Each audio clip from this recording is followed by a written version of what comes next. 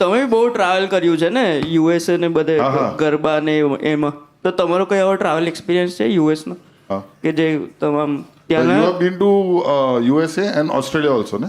હા, Australia, USA, તાન્ઝેનિયા અને એટલે ટ્રાવેલિંગ ક્યાં ક્યાં કર્યું છે એ રીતે? હા, ટ્રાવેલિંગ.